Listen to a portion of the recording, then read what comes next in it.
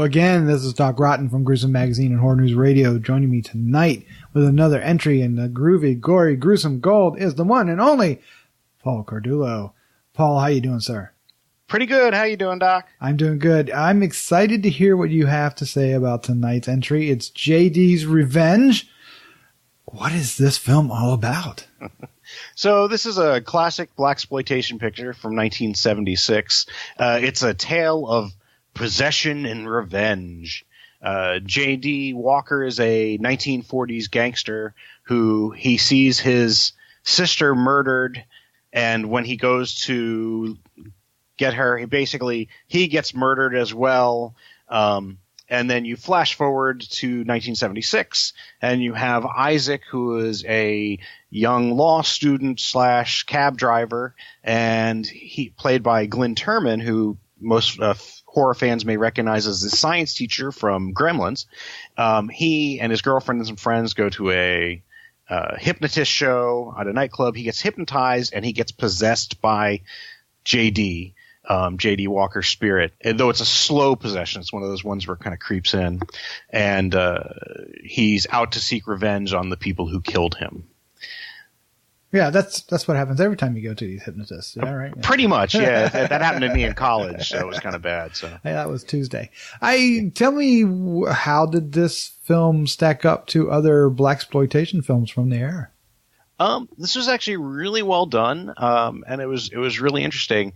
It actually, to me, it fits more along the lines of a lot of those kind of 70s possession films, actually, where not a demon possession, not a satanic possession, but where somebody's personality takes over somebody else, and so you slowly see Isaac starts having these kind of he kind of has these blackouts where JD takes over, and you can see the change in personality from being sort of this very educated and nice, gentle person to this basically a walking anachronism, which is what he's supposed to be from the 1940s gangster and real tough.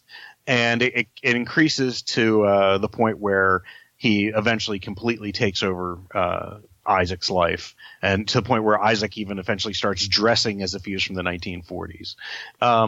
It was really good. It was really well done. It had a great cast. Like I said, Glynn Turman was excellent in it. One of his rivals is Elija Bliss, who in the 40s is a former boxer / gangster, but in the 70s he's reformed and is now the Reverend Elija Bliss, played by Lou Gossett. Who is wonderful as always.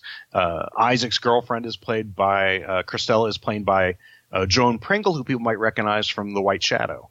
And overall, the whole cast is really pretty much a good cast. The only thing that's a little rough is when Isaac is possessed by JD. His characterization is a bit more broad.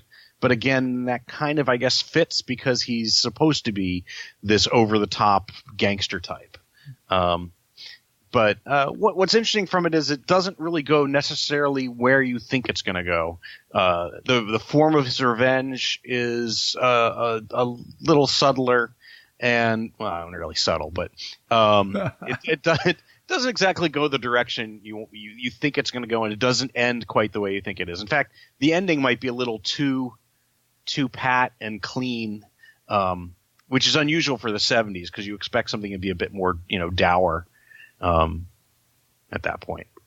Yeah, I was going to ask you, for horror fans, especially horror fans of 70s horror films, is there enough in here to suit their palette? It's a smaller kind of horror. I mean, there's a little bit of bloodshed, but not much, and it's mostly red paint. I think the worst bloodshed is he keeps having flashbacks to them butchering a cow, and it's pretty gruesome. But the actual horror itself more comes from the effect it's having on Isaac's life. So it's more that kind of drama horror where you see things kind of slipping away from him than like pure terror. But it's definitely it's interesting though. I mean, it's well worth checking out because it's really well done, and the characters are interesting and not necessarily two-dimensional. They're a little bit more three-dimensional. There's some more different angles to them, especially, say, Lou Gossett's character. Nice. Yeah, the reincarnation of J.D. Walker, J.D.'s Revenge. Well, I've got to know, what's your score and what's your favorite scene? I give it a good solid 3.5. I'd rate it a little higher, but like I said, when Isaac becomes J.D., it can sometimes seem a bit broad, but again, I think that might be intentional. My favorite scene is when Isaac has a couple confrontations with the Reverend Elija Bliss, but it's sort of towards the end when he comes in and he is in full JD mode. He has his hair in JD style. He's got JD's outfit on from 1940s, and he comes strutting into Elijah's church, and Elijah just like stops in mid preaching, because even though it's not JD's face, he knows it's JD. And it's just this really kind of great scene, just the look on Lou Gossett's face when he sees him, and just the confrontation between the two of them and how that plays out. Again, not quite the way you think it's going to, is just really good. But I would say check it out. It might not be the scariest thing you've seen, because again, it's that kind of quiet horror of something bad's happening to this character that you like. You like Isaac and you like his girlfriend. All right. Well, thank you for another great review. Let's say goodnight. Good night, Doc.